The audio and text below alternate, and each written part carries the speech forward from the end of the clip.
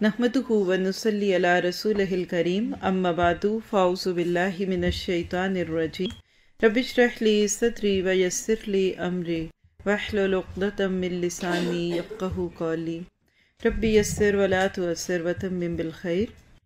قال اللہ تبارک تعالی فی القرآن المجید بعد اعوذ باللہ من الشیطان الرجیم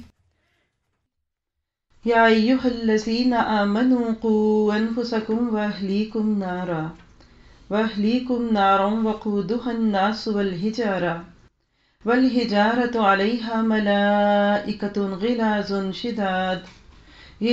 شداد لا یعصون اللہ ما امرہم ویفعلون ما یؤمرون۔ اے لوگو جو ایمان لائے ہو، کس کو پکارا؟ ہم سب کو۔ اس پکار کو اپنے دل پہ محسوس کریں کہ اللہ کی ذات ہم ایمان والوں کو پکارتی ہے، اور اللہ کا یہ ایک بہت بڑا احسان ہے ہم سب پہ کہ اس نے ہمیں اتنے پیار سے پکارا۔ کیا کرو؟ قوا انفسکم واہلیکم، بچاؤ اپنے آپ کو اور اپنے گھر والوں کو اس آگ سے جس کا ایندھن انسان اور پتھر ہوں گے۔ کیسی ہے وہ آگ؟ جس پر نہایت تندخو اور سخت گیر فرشتے مقرر ہوں گے، جو کبھی اللہ کے حکم کی نافرمانی نہیں کرتے اور جو حکم بھی ان کو دیا جاتا ہے اسے بجا لاتے ہیں۔ اس وقت ان سے کہا جائے گا، اے کافرو، آج معذرتیں پیش نہ کرو، تمہیں تو ویسا ہی بدلہ دیا جا رہا ہے جیسے تم عمل کر رہے تھے۔ ہوش گم کرنے والی آیت ہے۔ قرآن پاک کا واحد مقام ہے یہ کہ جہاں ایمان والوں کو آگ سے ڈرایا گیا۔ جہاں بھی قرآن پاک میں جہنم کا تذکرہ آیا، کافروں کی بات ہے، منافقوں کی بات ہے، لیکن ایمان والوں کو اتنے کھلے انداز سے اللہ تعالیٰ نے نہیں ڈرایا جتنا ادھر ڈرایا۔ پھر دوسری بات دیکھیے کہ اللہ سبحانہ تعالیٰ نے اس میں صرف ہمیں بچوں کو بچانے کی نہیں، خود کو بچانے کی بھی بات کی۔ اور حقیقت یہ ہے کہ آج کے دور کا بہت بڑا چیلنج جو ہم سب کے سامنے ہے، اور وہ کیا ہے؟ یہ نہیں ہے کہ ہمارے بچے مسلمان بنے۔ آج کے دور کا یہ چیلنج نہیں ہے کہ وہ 5 وقت کے نمازی ہو جائیں۔ آج کے دور کا یہ چیلنج بھی نہیں ہے کہ ہمارے بچے داڑھی رکھ لیں، نماز پڑھ لیں، بلکہ اگر آپ غور سے دیکھیں تو آج کے دور کا جو سب سے بڑا چیلنج کیا ہے کہ ہم اپنے بچوں کو پراؤڈ مسلمز بنائیں۔ I am a Muslim and I am proud of this۔ میں مسلمان ہوں اور میں اس پہ فخر کرتا ہوں۔ دوسرا چیلنج ہمارا آج کا کیا ہے کہ بچے بغیر غصے کے اور بغیر جھنجھلاہٹ کے اسلام پر چلیں، خوشی محسوس کریں۔ بچوں کو اس چیز پہ فخر ہونے لگے کہ اللہ تعالیٰ نے ہمیں ایک ایسی امت میں پیدا کیا کہ جو دوسری امتوں سے بالکل یونیک ہے۔ اب آپ سوچئے کہ جب اللہ تعالیٰ کہہ رہے ہیں کہ لوگوں تمہارے بچے اور تم آگ میں جا سکتے ہو، تو ہمارے اس وقت دل کا کیا حال ہونا چاہیے؟ حدیث میں آتا ہے کہ جہنمی کو اگر اس دنیا کی آگ میں ڈال دیا جائے بالفرض تو وہ سکون سے سو جائے۔ اتنی سخت آگ ہے جہنم کی۔ اس دنیا کی آگ کا 70واں، یہ دنیا کی آگ جہنم کی آگ کا 70واں حصہ ہے، 70th، یعنی 69 ٹائمز وہ آگ زیادہ بڑی ہے۔ اور روایات سے ملتا ہے کہ 3000 سال تک جہنم کو بھڑکایا گیا تھا۔ پہلے 1000 سال جلا کے فرشتے آئے اور کہا اللہ تعالیٰ کافی ہے۔ کہا کیسی ہے؟ کہا کہ بالکل وہ سرخ ہو گئی، اس میں شعلے نکلنے لگے۔ کہا بھی اور جلاؤ، پھر گئے، پھر جلایا، پھر آئے۔ کہا کہ اب کیسی ہے؟ کہا اب سفید ہو گئی، دھواں بھر گیا، اسموکی۔ کہا اور جلاؤ۔ پھر تیسرا 1000 جب پورا ہوا تو آ کے کہا کہ اللہ اب تو وہ اتنی سیاہ ہو گئی ہے کہ ہاتھ کو ہاتھ سجائی نہیں دیتا۔ کہا اب ٹھیک ہے۔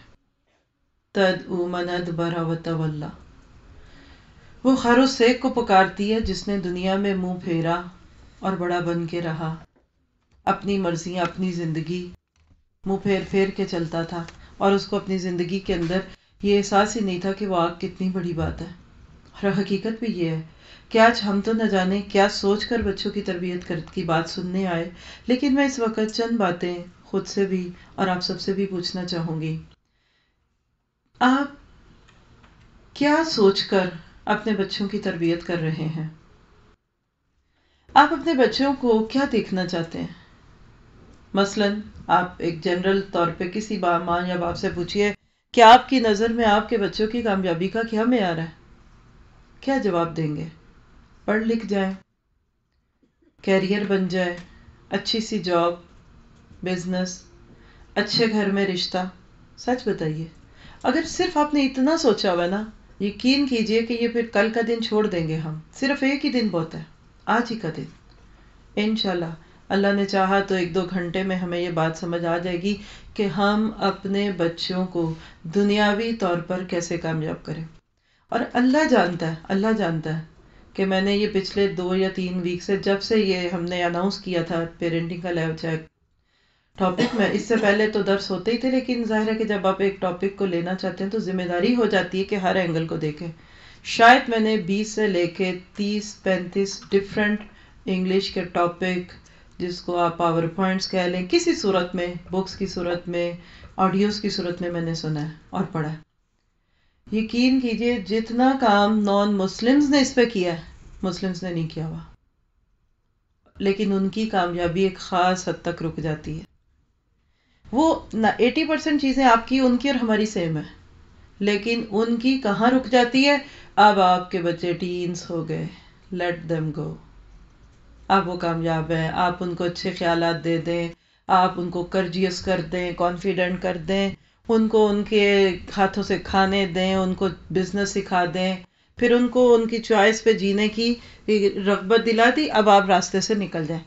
شاید ہی کسی ایک، اور شاید بھی میں نے لفظ صرف ایسے ہی کہہ دیے، مجھے یقین ہے کہ ایسا نہیں ہے، کسی بھی ایسے پاور پوائنٹ میں یا کسی ایسے آرٹیکل میں میں نے ان کے وہ ایتھکس پڑھے ہوں جو ہمیں اسلام نے دیے کہ لَقَدْ كَانَ لَكُمْ فِي رَسُولِ اللَّهِ أُسْوَةٌ حَسَنَةٌ. نبی صلی اللہ علیہ وسلم کی پیرنٹنگ کا سٹائل جب ہم پڑھتے ہیں، آپ میں سے اگر کچھ لوگوں نے راہبر کامل نام کی سیریز پڑھی ہوگی یا سنی ہوگی اور ویب سائٹ سے جا کے، تو آپ اس میں نبی صلی اللہ علیہ وسلم کا ایک باپ ہونے کا اینگل پڑھ لیں، ابھی بھی پڑھ لیں. لیکن حقیقت یہ ہے کہ جیسے باپ نبی صلی اللہ علیہ وسلم تھے، ایسا باپ کوئی نہیں ہو سکتا.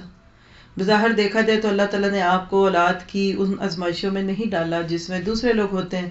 شاید اس کی بھی یہی وجہ تھی کہ آپ ایک فل ٹائم دین کا کام کرنے والے تھے، تو اللہ تعالیٰ نے آپ کو دوسروں ہی کے بچوں کا ایسا درد اور غم دے دیا کہ آپ اس چیز کو نہیں کر سکے. لیکن حقیقت یہ ہے کہ اگر ہم آج ہی یہ سوچ لیں کہ ہمارے بچے نبی صلی اللہ علیہ وسلم کی امتی بنیں گے. ہاں، اگر آپ یہ سوچنا چاہتے ہیں نا کہ میرے بچے میری آنکھوں کی ٹھنڈک، میرے شوہر کی آنکھوں کی ٹھنڈک، خاندان کی عزت کا سبب، پوری سوسائٹی میں ان کا ایک نام ہو، بالکل یہ جائز حق ہے، اس میں کوئی چیز ناجائز نہیں.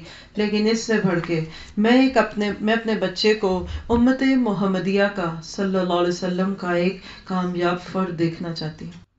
اگر آج آپ اور میں اس منہج کو سامنے لے کے نہیں چلیں گے تو یقین کیجئے ہم نے اس موضوع کا حق ادا نہیں کیا، کیونکہ ہمیں یہ پتہ بھی نہیں ہے.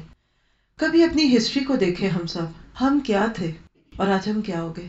یہ تمہید بہت ضروری ہے کہ آج 2013 کا یہ سیشن ہم امت مسلمہ کے ناطے سے دیکھیں تو اس وقت ہم بظاہر تاریکیوں میں سے گزر رہے ہیں. آج مسلمان اس دنیا کے نقشے پہ کوئی ایک بہت خوبصورت اضافہ نہیں ہے.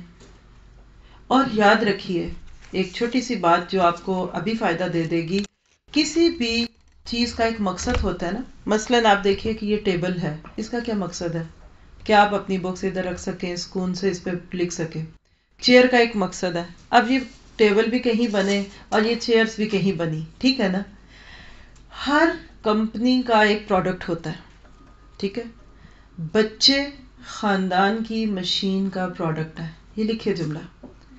جیسے ہر فیکٹری سے کچھ نکلتا ہے نا، اسی طرح فیملی کی فیکٹری سے بچے بن بن کے نکلتے ہیں.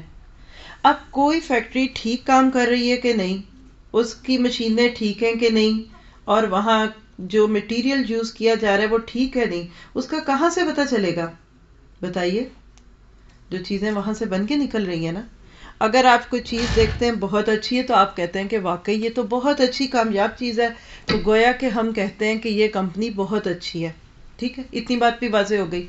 پروڈکٹ کو دیکھ کر چلیں چھوڑیں، ہم عورتیں، ہمیں تو چھوٹی باتیں سمجھ آتی ہیں.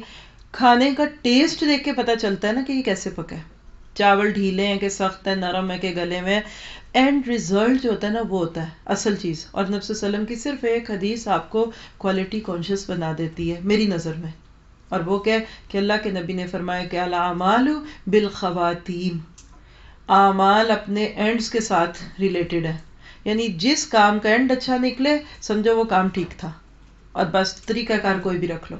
اب آپ اس کو رکھ کے سامنے دیکھیے تو آج امت مسلمہ جس کو اللہ تعالیٰ نے دنیا میں امام اور لیڈر بنا کے بھیجا تھا، اور جس کو اللہ سبحانہ تعالیٰ نے دنیا میں کتنا بڑا کام دیا تھا، نبی صلی اللہ علیہ وسلم کے دنیا میں آنے، نبوت کے سلسلے کے شروع ہونے اور آپ کے دنیا سے جانے سے لے کر تقریباً 1000 سال سے لے کے 1500 سال کہہ لیجئے مسلمان دنیا کے نقشے پہ چھائے رہے.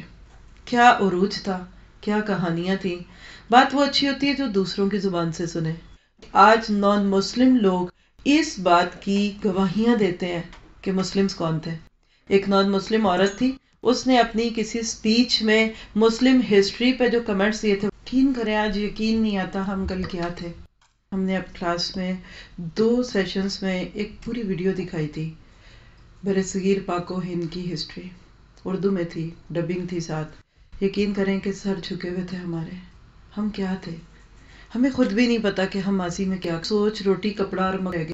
آج ہم صبح اٹھتے ہیں اور یوں بچوں کو لے کر ہم اپنی اور ان کی دنیا کی چیزوں کے پیچھے لگتے ہیں. باپ بیچارے دن میں کام پورے نہ ہو تو راتوں کو، اور ویک ڈیز نہیں تو ویکینڈ. لیکن ہمارے گول بہت چھوٹے ہو گئے. آج ایک ایسا سٹائل ہماری نسلوں کو جینے کا مل گیا کہ مشین کی طرح پہلے پڑھنے کے لیے اپنے آپ کو کھپاتے ہیں، پھر کمانے کے لیے، اور ساری زندگی قسطیں اتارتے رہتے ہیں. انجوائے نہیں کرتے، ان کے چہروں پہ وہ خوشی نہیں، وہ بھول پن چلا کہ آج ہمارے معصوم بچوں کے چہروں سے جو کبھی تھا. اس کی وجہ کیا ہے کہ آج کے دور کے مسلمانوں نے، دیکھیں کوئی چیز 100% نہیں ہوتی، مجموعی طور پہ جو بات ہوتی ہے، اگر آپ کہیں میری بات سے ڈفر کریں تو فوراً سوچ لیں کہ جو آپ سوچ رہی ہیں وہ اس سے ایگزمپٹ ہوگا. لیکن حقیقت ہے کہ آج ہم